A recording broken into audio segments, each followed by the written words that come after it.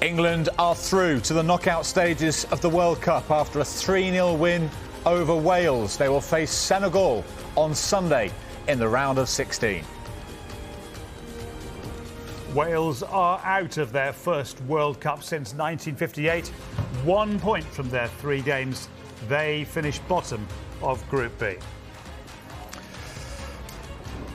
Dejected Welsh faces there. It's been a tough night for Steve Morrison covering the game, particularly in that second half here in the studio. We'll get his thoughts on what went wrong for Wales, not just tonight, but in the World Cup as a whole. A World Cup they'd waited so long to be at. And we'll also get the thoughts of Darius Vassell on England's 3-0 victory tonight. What went right for Gareth Southgate and what he thinks lies await in the last 16 in that tie with Senegal on Sunday.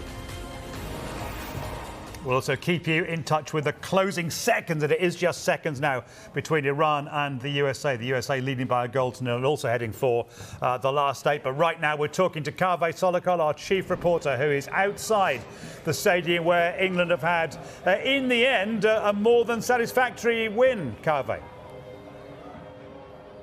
Yes, everything went right for Gareth Southgate this evening. England had to be patient. They had a lot of the ball in the first half. Wales seemed to be happy to sit off them. The atmosphere in the ground at the start of the game was great. A lot of noise being made by both the England fans and the Wales fans. It was the best atmosphere I've encountered during this World Cup. But it went flat really, really quickly because England had a lot of possession but weren't doing much with it. That, of course, changed at the start of the second half.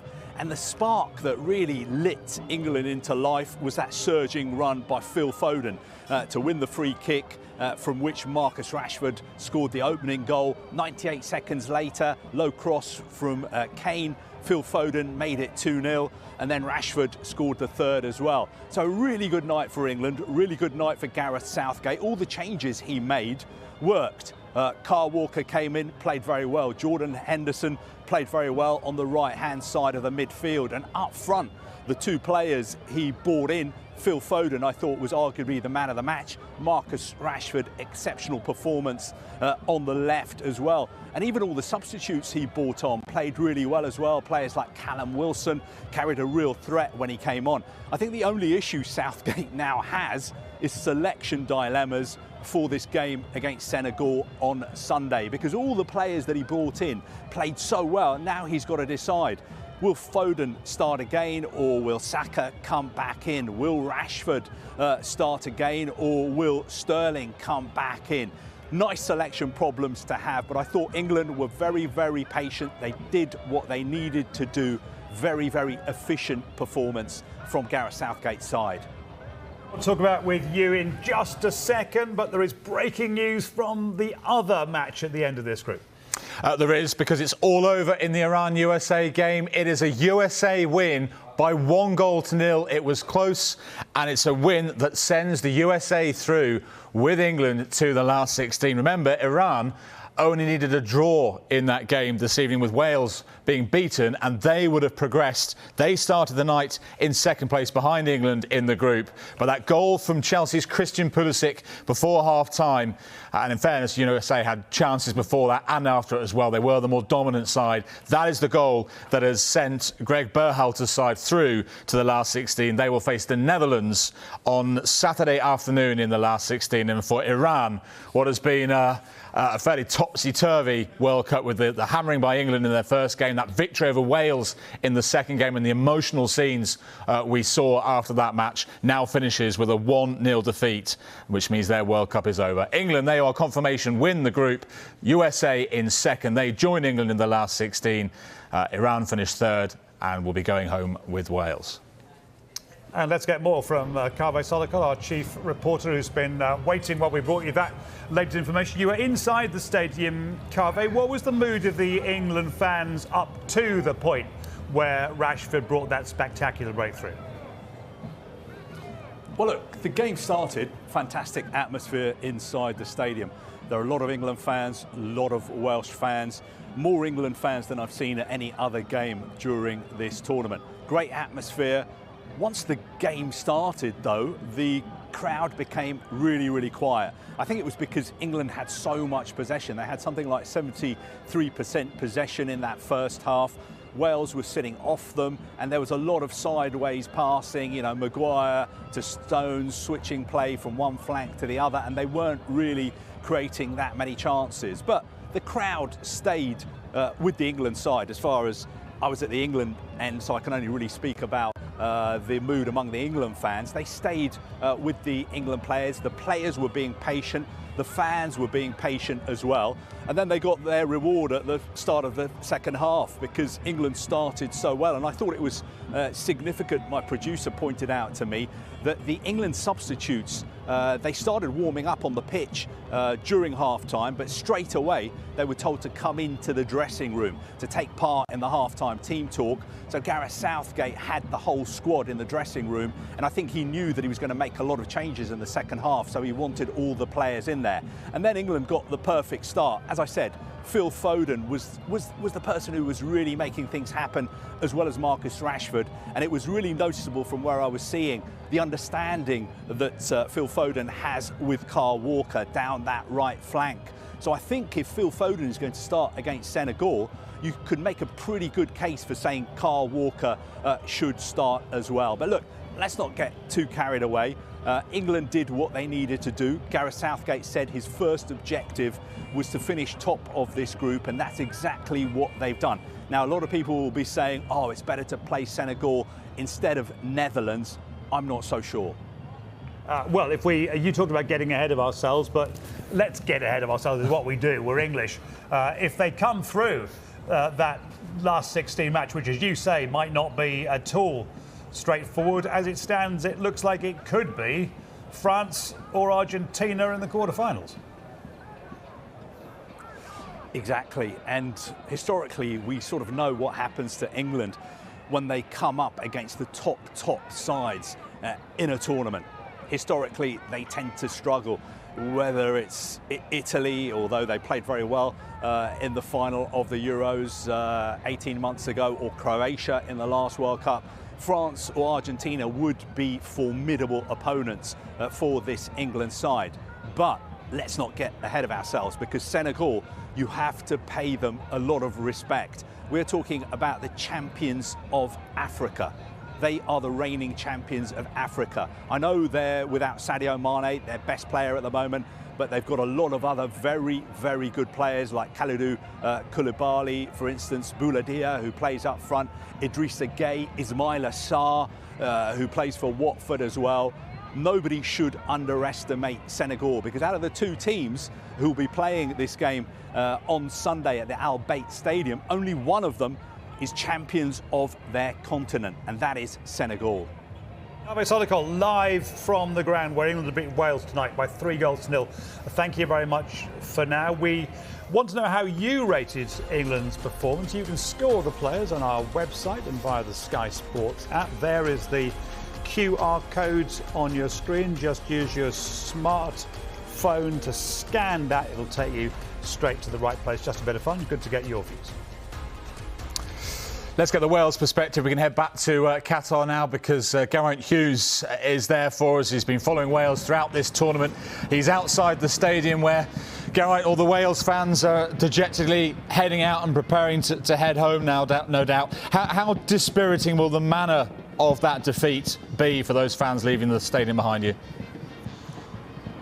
Oh, it'll hurt for a bit, but I'm hoping and suspect maybe not for too long, because there's a great sense of pride in what Wales have done with actually getting to this World Cup, and with the group of players, the generation of players that have got them to the Euros in 2016 and 2020, and now to this World Cup as well. There is going to inevitably be a passing of the baton, whether that is immediate or a phased out sort of some of the older players. You know exactly who I'm talking about, the likes of Gareth Bale, Aaron Ramsey, Joe Allen. They can't go on forever.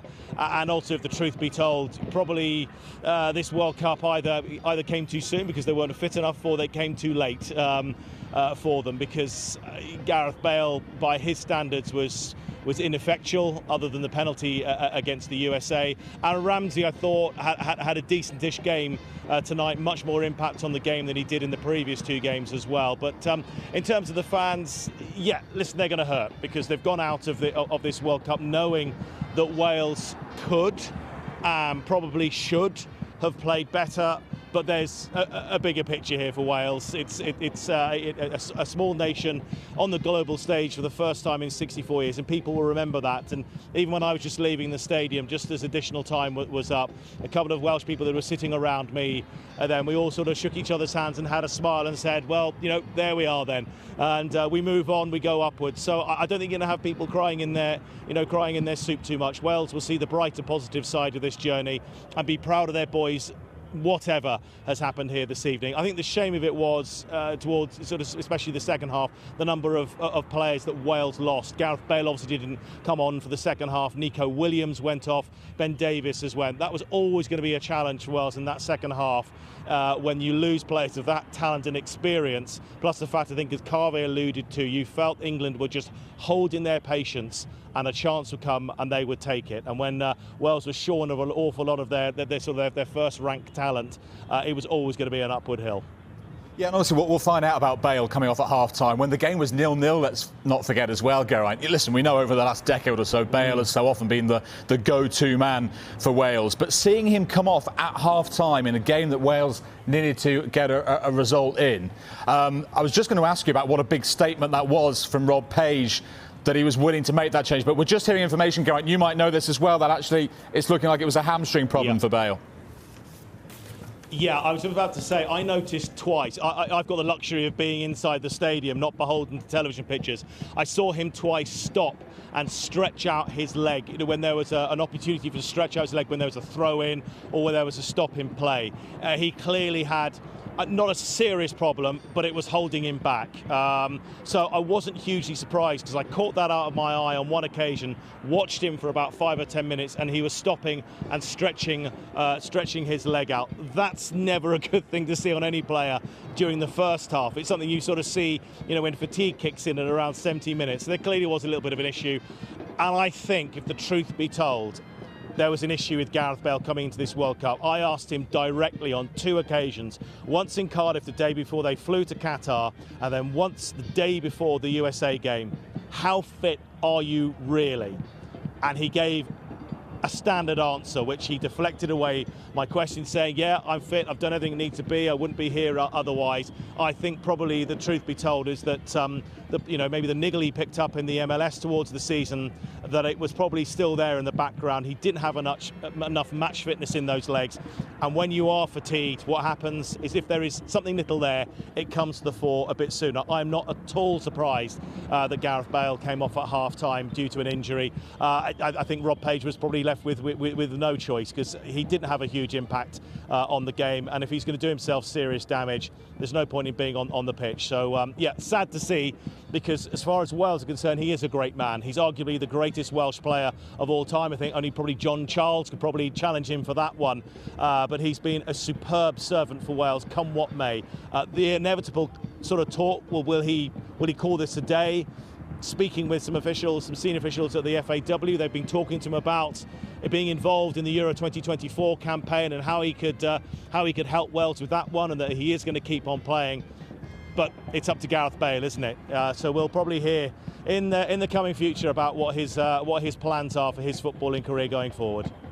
And finally, Gareth, when you look to the future with this Wales crop, you look at players like Nico Williams, who of course had to come off in that first half after taking the ball in the head from Marcus Rashford.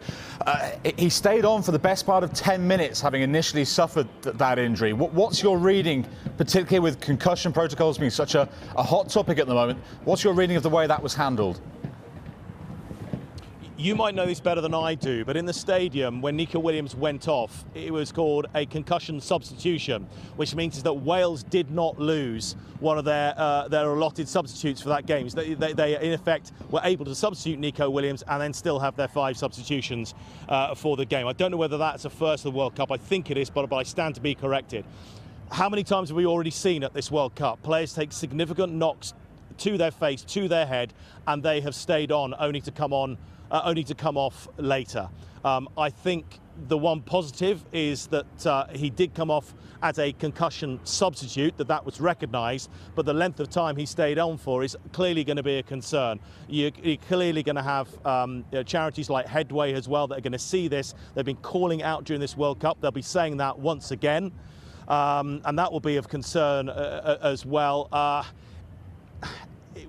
We've been debating this takeaway from the World Cup, haven't we, Julian? We've been debating it around Premier League, Championship and domestic club football, about what needs to be better done for players if there is the chance of concussion. You look to other sports, you look to rugby union where there's a head injury assessment. Players can go off. If they pass that, they can return to the field. There is this significant debate to be had, which people seem to be keeping on putting off and off and off. And maybe Nico Williams, maybe being that first concussion substitute this World Cup, maybe that debate will actually go a little bit further than it's gone so far at this World Cup. Geraint, for now, live in Qatar. Thank you very much.